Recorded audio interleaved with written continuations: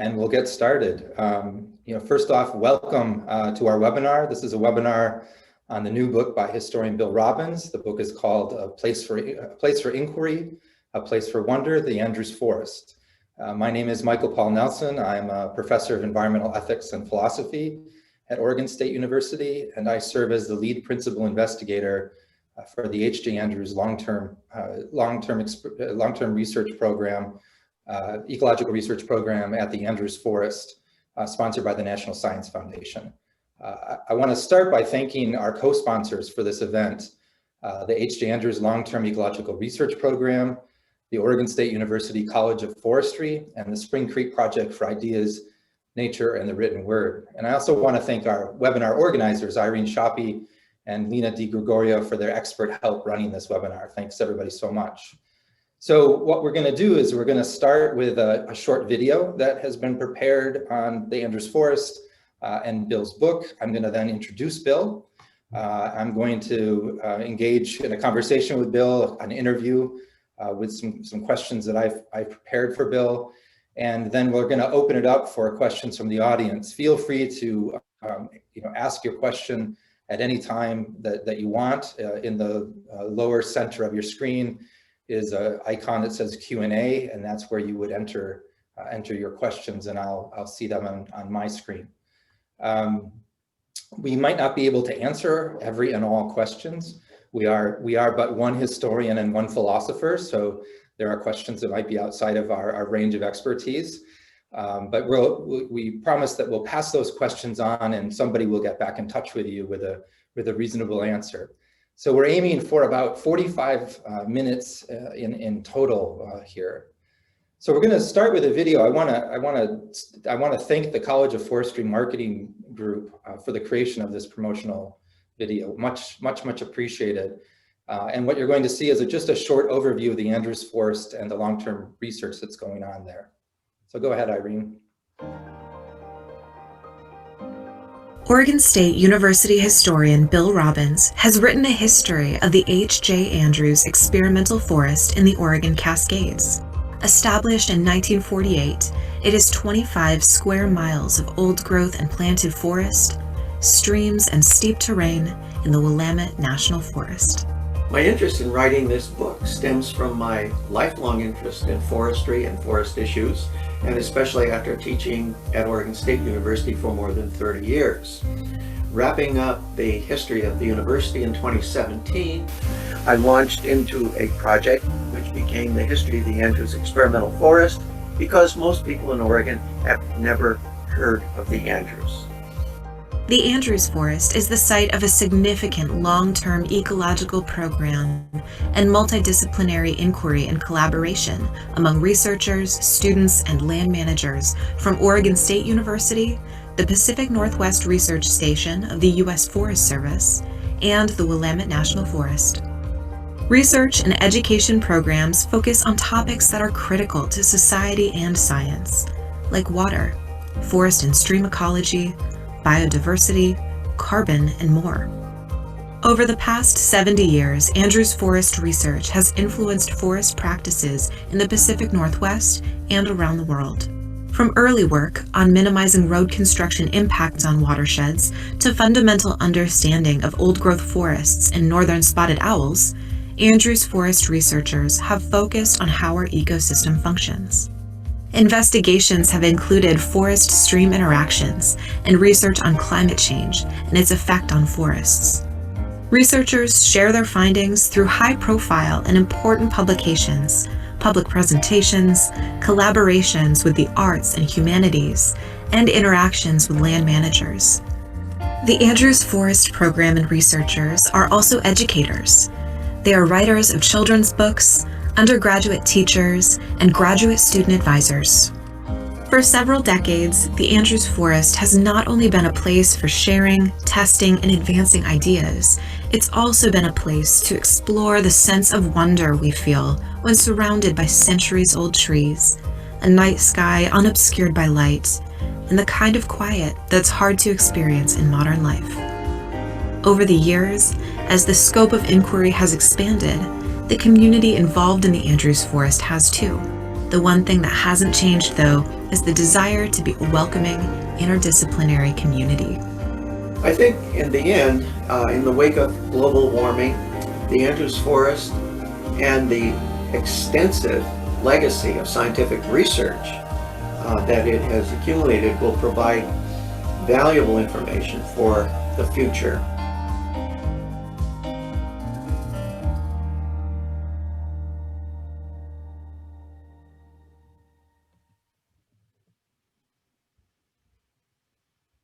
All right, thank you very much. You were just witness to the world premiere of our new promotional video, National Galactic premiere of our new. It is my pleasure to introduce Bill Robbins that you saw in the video.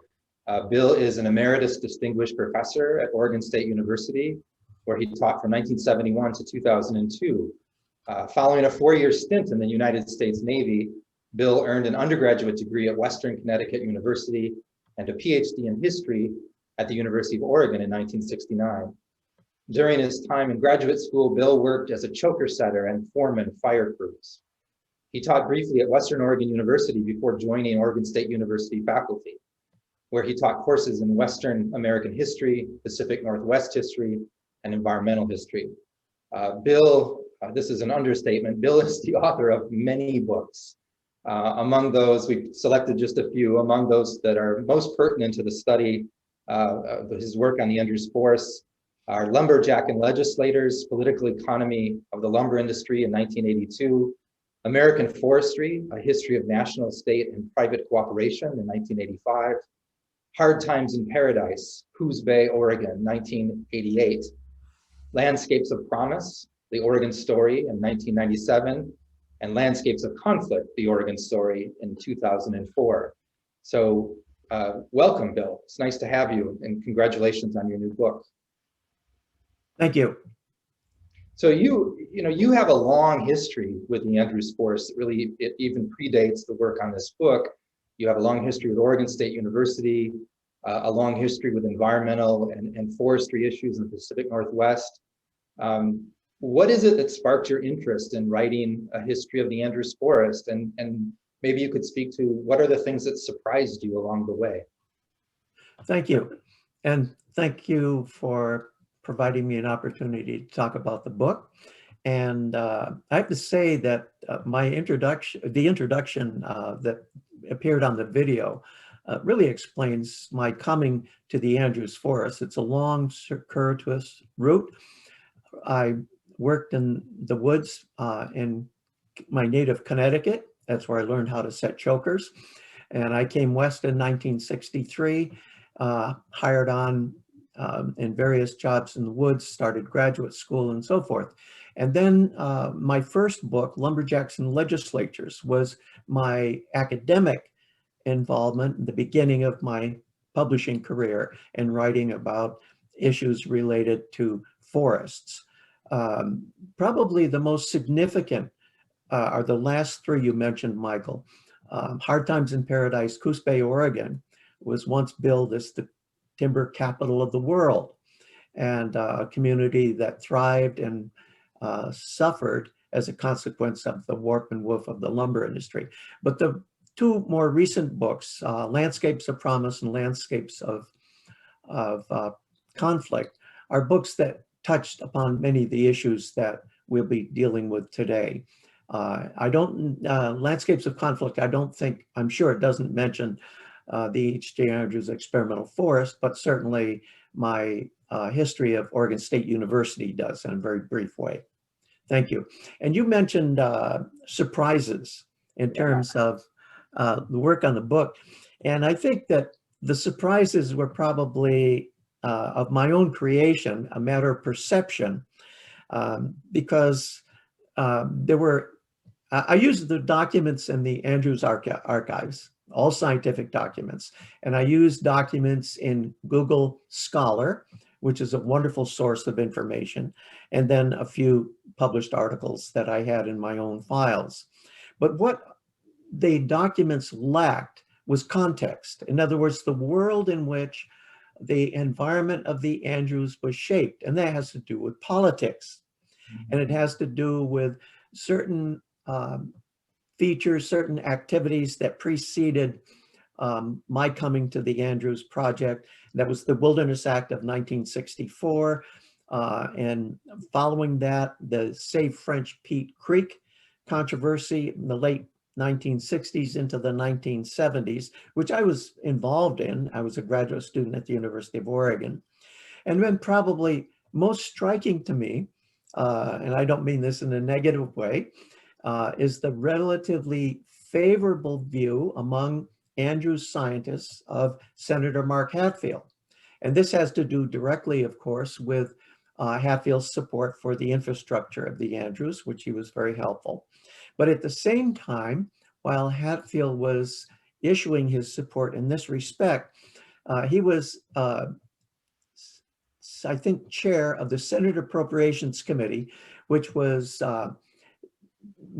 behind some of the highest harvests ever in the national forests in the Pacific Northwest, which meant the falling of the last old growth trees. And so that, to me, was a huge irony and kind of a dichotomy that I love talking about it, but it does provide context for the book. Yeah, thank you, Bill. Thank you. You mentioned an irony. I think one of the things I found, and I continue to find interesting, and you suggested this in the video, that most people in Oregon have never heard of the Andrews Forest and related research, and yet we can trace many of our current ideas about forestry, the role of dead wood in a system, important work on carbon sequestration, important work on hydrology. We can trace that directly to Andrews Forest research. Do you have any thoughts about that disconnect? How or why has the research been so incredibly influential and so completely unknown at the same time? Yeah, I think that's important, and it's amusing in a way because it's so well known to Andrews scientists. And after writing A Place for Inquiry, it's very clear to me, although I knew some of the substance of some of the contributions of Andrews science to changes in national forest management practices, which were very clear. But that kind of message, I think, is missing, although many of the Andrews scientists have been reported in the Oregonian, written articles, interviewed in detail and so forth. And all of that's been on our regional news television stations, but for some reason it doesn't sink in. And I know I'm fond of saying that my own institution, Oregon State University, when I explained to them I was doing a history of the H.J. Andrews experimental forest, huh? I mean, it's amusing, but that's a fact of life. Yeah, I mean, I think sometimes that benefits us and sometimes that harms us. Yeah, thanks for that answer. I want to move on to, I think, a tougher question, a question that's on all of our minds right now. One of the things that's striking about your book, especially as the book is read in light of recent social justice movements like, such as Black Lives Matter, is how much of the version of the history of the Andrews Forest that we tell is a history of white males. Now, within the sciences, of course, there's nothing unique about that. But I wonder if you might speak to that history within science generally. And I mean, science prides itself on objectivity, on being an arena for ideas and evidence, as a set of disciplines that can see through variables that are not relevant to scientific work and explanations, such as race and gender. And yet, it remains a pretty exclusively white male arena. And more specifically, could you say something about how that could change? I mean, we're all looking for change right now. Is there something in the history of science or the environmental movement that we might learn from today as we might try to get beyond that reality and diversify science? Thank you. That's a very provocative question. And I have to confess that when I was doing research, I'm looking at science documents, which are colorblind, ethnic blind, and so forth and so on. And until I worked my way through documents in the 1980s into the 1990s, I realized that most of these documents are by males. And there was very little gender mix, which begins to change in the 1980s and certainly through the 1990s. And now they number of women involved in Andrew's research is profound. I think, as you pointed out, Michael, you gave me some numbers just in a recent email. But the other question about the lack of diversity in science is one that was addressed in a very recent article in the New York Times, that articles in certain scientific fields, not all of them, but in certain scientific fields, the lack of diversity is shocking. And it's something that will only, in my view, be overcome through the passage of time and by urging more people and making programs available for underserved populations to move into scientific fields of their choice. And I think that's the most important message to take away from this. And I know my own profession, as the history profession, began to change with Title IX in terms of greater gender mix, and I've written about that.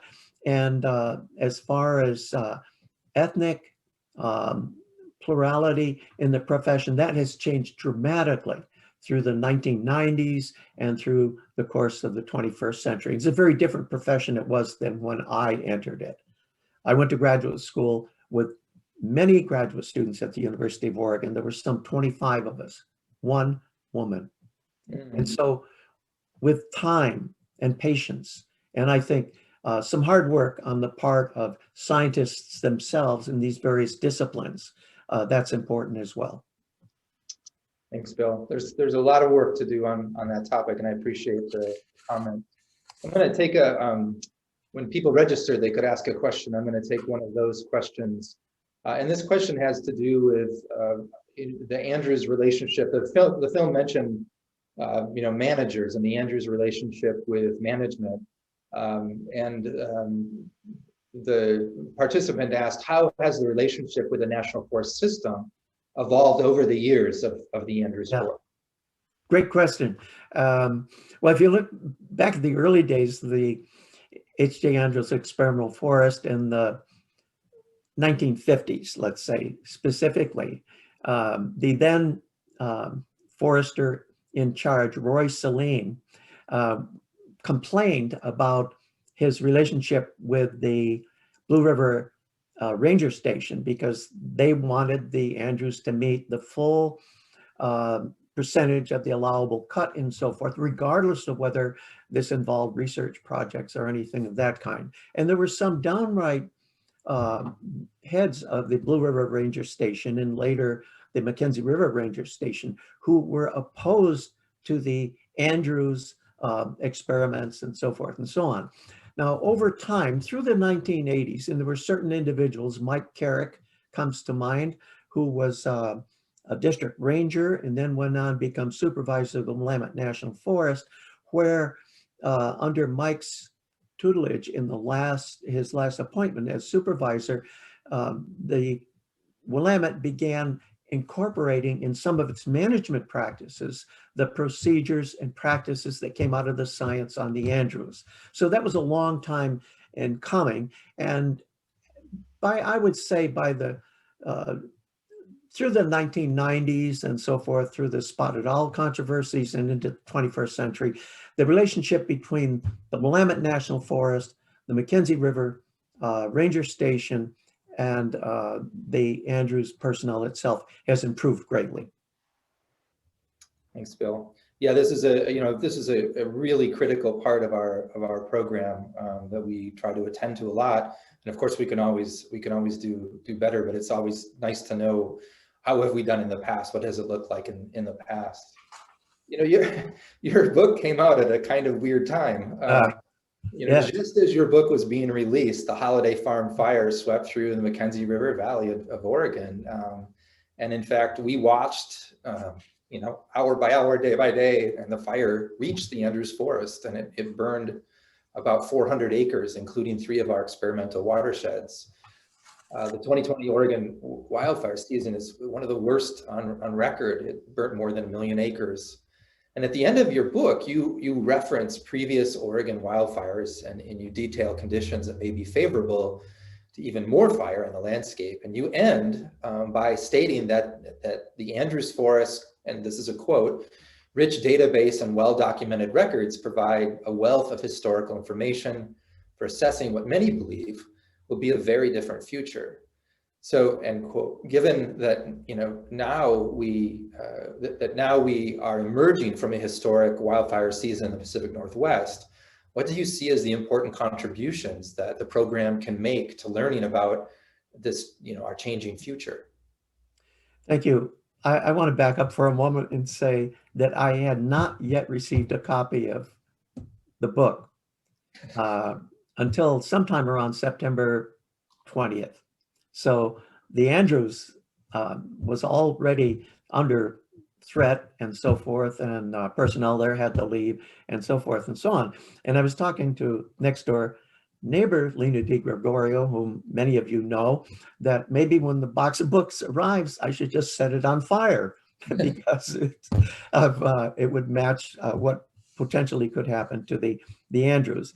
But I think more important, the Holiday Farm Fire, of course, is with the Beachy Creek Fire, with the Lion's Head Fire, with the Archie Creek Fire and the Umpqua and so forth, were huge changes in fires, especially east wind fires in the Western Cascades. Nothing like it, I think, in even pre-recorded history has happened of this scope and nature. It was overwhelming. And I wrote about some people, and there have been some recent scientific investigations suggesting that the Western Cascades, because of the heavy rainfall and so forth, would be, and I exchanged an email with you, Michael, that the region would be kind of a refugia. The Holiday Farm Fire, this is what I wrote to you, underscores some of the weaknesses in scientific arguments, discussions in the book, as some have suggested, that the Western Cascades, with its historic patterns of heavy precipitation, would provide a sort of refugia from the more dire effects of climate change. And then I added with an exclamation point, ha. So I still would go back to the statement in the book that the core of research, the long span of research on the Andrews, continuing as we speak, and especially with the fire in Watershed 9, Watershed 1, and Watershed 2, that what we've learned out of that will help us in the future. But I think one of the facets that most scientists acquainted with fire will realize is the accelerating rate of change. That is profound. And that's something that I have to come to grips with as a person who has written about fire history, and that fire scientists need to deal with as well. But most fire scientists that I've read just very recently are aware of that. Yeah, that leads really nicely to my next question. And it is about thinking about the future. We often think of collecting data, and then we analyze data, and then possibly we apply that analysis to what we sometimes call anticipated future conditions, or we get lured into thinking about things like predictions. And some people might suggest that this was a very fine way to go about doing science in the past, when the notion of anticipated future conditions made sense. But now it might not make sense. How might we still continue to do that kind of work and apply what we learn to the future and future conditions, when those future conditions may be so different than past conditions, and so different in a way we can't even anticipate? I think I've already answered the question by, first of all, I think scientists need to think outside the box, that the old paradigms for understanding fires, fire acceleration, and so forth are not working anymore, and especially the fires of Labor Day and early September. That's changed the nature of the ball game. But the acceleration factor of climate change, and I think a lot of scientists are still coming to grips with that. Fire is probably the most obvious example, but there are going to be others that it's very difficult to anticipate a future for our children, our grandchildren, that's going to be very different from the kind of life that we grew up in, especially me. So I don't have anything, wise to say about that, except the closing part of the book, I think in the concluding chapters, talks with two fires. I write about two fires in 2017, the Horse Creek Fire, and then in 2018, the Terwilliger Fire in the South Fork of the Mackenzie River, which I happened to be driving up the Mackenzie River the day the fire took off. And I was trying to figure out where its location was. And it wasn't until I got near, I was driving to the Andrews. It wasn't until I got near to the turnoff to the Andrews that I realized that it was way south of Highway 126. And so that's all I have to say. Thank you. Yeah, I think this, we're challenged. I think this is the same when we think about education. We are challenged to prepare, one of the challenges we have is prepare people for the future. And it used to be the case that we could say something about the predictability of that future. Yeah. It's become much more difficult to think about that. I have a favorite response because I get this in public talks that I've given for the last 30 years. What I think about the future. And I tell audiences that historians are awful at predicting the future. Is it because you know too much about the past to think I don't know. Predict the future? I don't know. I would encourage people to enter questions in the Q&A, and I'll move to one of those questions. The Andrews was one of the early biosphere reserves in the international network organized by the UNESCO Man in the Biosphere program. Why was it designated as such in the first place? What did it contribute to this international program, and why did it drop out of the UNESCO program in 2017? Yeah, I think this is clear in the book. Its involvement in the Man in the Biosphere program was clear because Jerry Franklin, famous to the history of the Andrews Forest, was working for the National Science Foundation in Washington, D.C. at the time, and he was head, I think, as I recall, I'd have to look at the book, of the Man in the Biosphere program for a short period of time in setting up the locations around the United States that would be involved.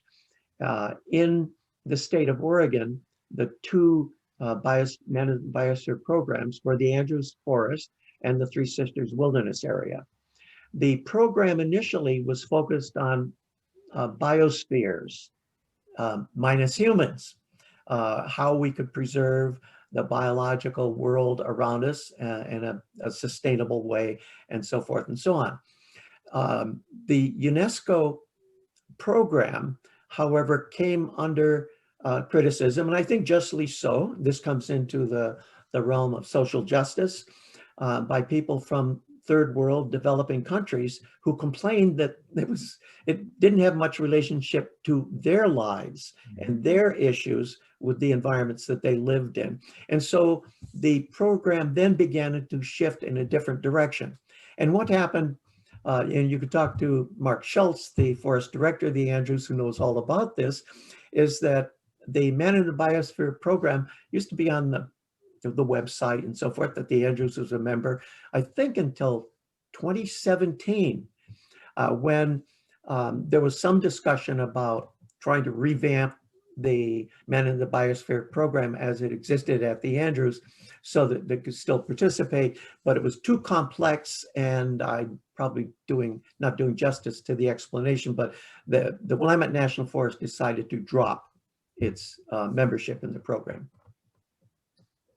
Yeah, I want to follow up on you made a brief comment about the role of humans, and I wonder if when you were looking at, you're studying this history over time, and of course at the same time, within the National Science Foundation and even within the LTR network, there's this struggle about, well, what about humans? So there's a lot of talk about social ecological systems that pops up. There's a lot of angst about, well, should LTR be dealing with including humans?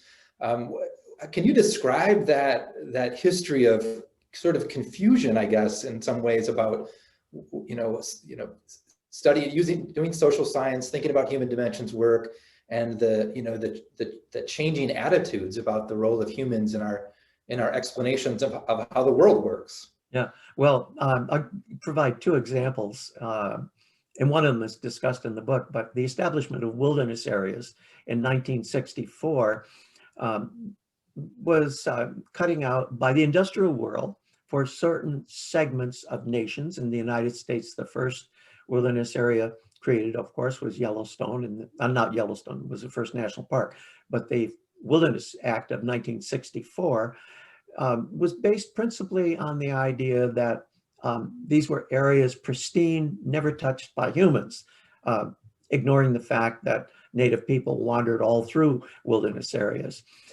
The other issue, I think, which was more germane to, and I've discussed in the book, is the whole idea of ecosystem science. Ecosystem science in its origins was a science that was based with the absence of humans, that humans weren't a component of ecosystems. And of course, now all of that has changed because ecosystem science, most ecosystem scientists recognize that humans are certainly biological component of ecosystems along with other species. Yeah, as somebody who specializes in human dimensions, and I think we have realized that it's not always clear we know what to do with that realization when we see it. Our own program has been changing in recent years to accommodate that, but it's still challenging for us intellectually to think about the role that humans play in all of this, and the presuppositions about the role of humans in the systems that we study. In our own nation, indigenous people, Native Americans, of course, have traversed all over the mountains and pristine places that we pride ourselves on, and they've been denied in some ways access to certain areas where they gathered roots and plants and berries and so forth and so on, which I personally think is an injustice. Yeah, no, I agree. So a question from one of the panel or the registration, maybe you can take a shot at this. How will the recent fires affect research of the forest into the future? What has H.J. Andrews learned about wildfire in the past? You probably are better at the past one. Yeah, well, it's a new world of wildfire.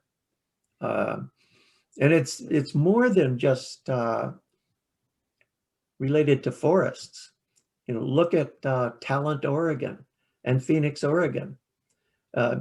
Some trees in those villages, and wildfire swept through there with gale force winds and causing millions of dollars of damage, taking 5 or 6 lives and so forth. So that's it's something that we need to expand our horizons, I think, and look to the future, which is going to be unpredictable in ways that we can't even imagine. Yeah, and I would just add that in March, we submitted our 8th 6-year grant proposal, and this was prior to the fires. And of course, by the time we heard that we were funded, we were seeing the fires, and so this is already changing our thinking.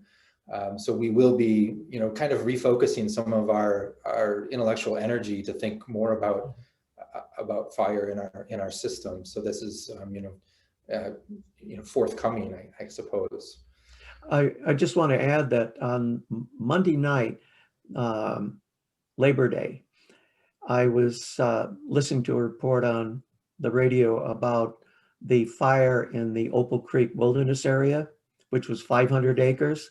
And I knew about the winds and so forth, and I commented to my wife, this is going to blow up.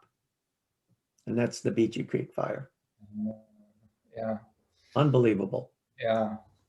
So one of the things I found really interesting, we saw this in the video as well, is you used, I think, some interesting words in even just the title of your book.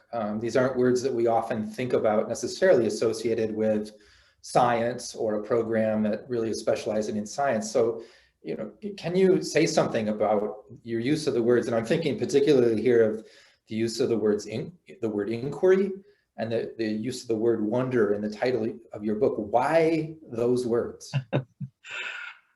I learned book titles are important. Look at the title of my first book, Lumberjacks and Legislators. Loggers in the Northwest wonder, what in blazes is a lumberjack? I mean, they have funny jokes about it. You know, people who jack lumber up out in a lumber yard and so forth. Well, that title was, and I was naive then. It was selected by the press that published the book. And I was oblivious to it. I didn't have any role in what happened to the title. That's the last book that's happened to. And I think titles are important. And the title of the Andrews book, A Place for Inquiry, a place for, it's not science, but Wonder. A place for wonder, a place for inquiry, a place for wonder, came out of interviews that I did with several people, including yourself, Fred Swanson, and other people. And certain words were repeated among all of you. And I chose those, and I had to convince the OSU Press that this would work. And that's where A Place for Inquiry and A Place for Wonder came from. Wonder comes from the chapter on reflections, the humanities chapter, with people who were resident at the Andrews since 2002, who have written and performed, did various kinds of artwork about their experience in the Andrews. So that's all there is to that.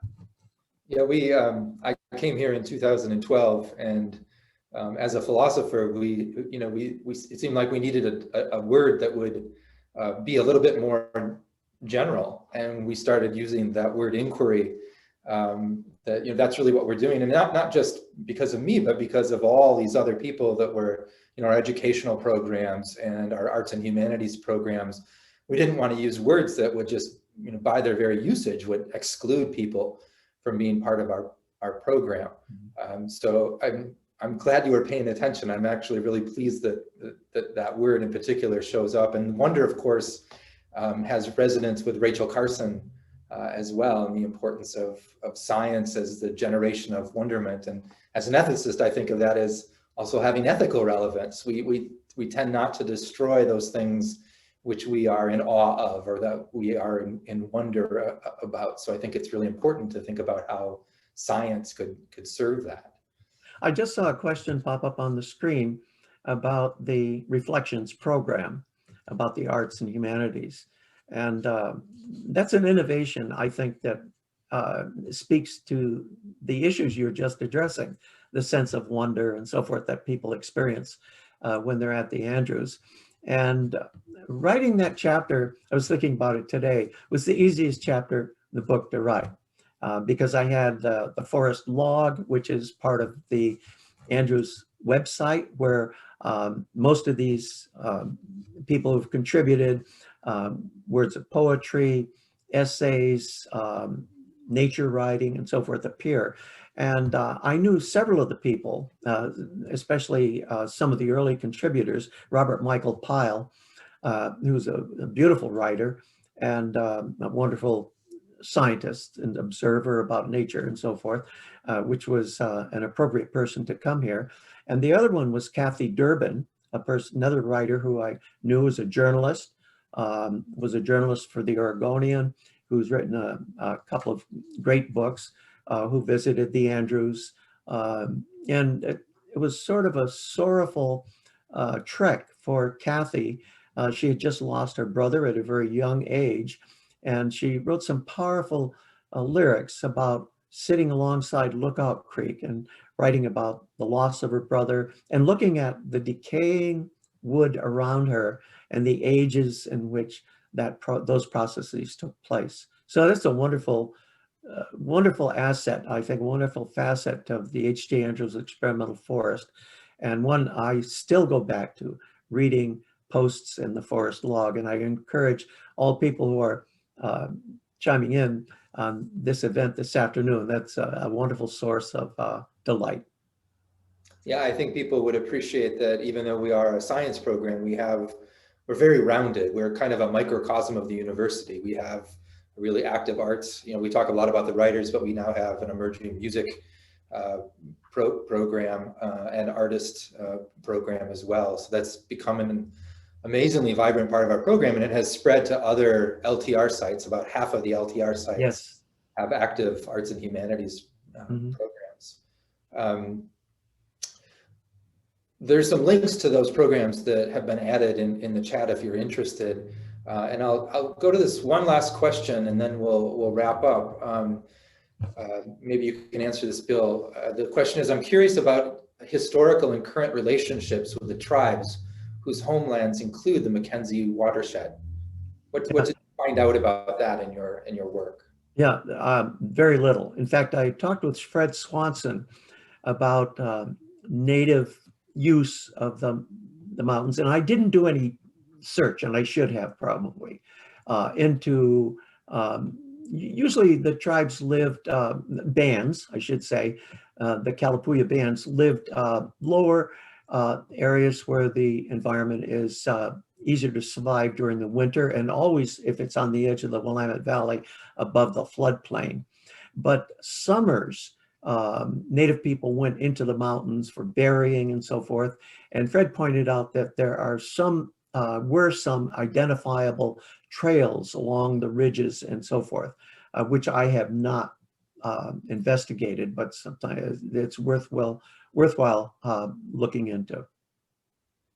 Always more work to do, even at the Andrews, even at a place that's been examined for so long and in such great detail. Yes.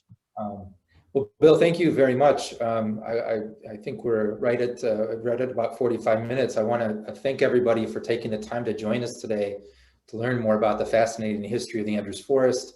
You know, we would be remiss if we didn't also take this opportunity to thank our donors who have really quite generously supported the Andrews, enabling wonderful projects like Bill's book. Many of the excellent programs at the Andrews, like Canopy Connections, Oregon Season Tracker, our visiting scholars, writers and artists programs, the Andrews History Project, and even our newsletter are made possible because of generous donors. Many of you may know that today is actually Giving Tuesday, an annual celebration of charity and philanthropy. So as you consider what groups you might support today, we invite you to join our community of supporters today and make a donation at andrewsforest.oregonstate.edu/donate, or follow the link that we've posted in the chat.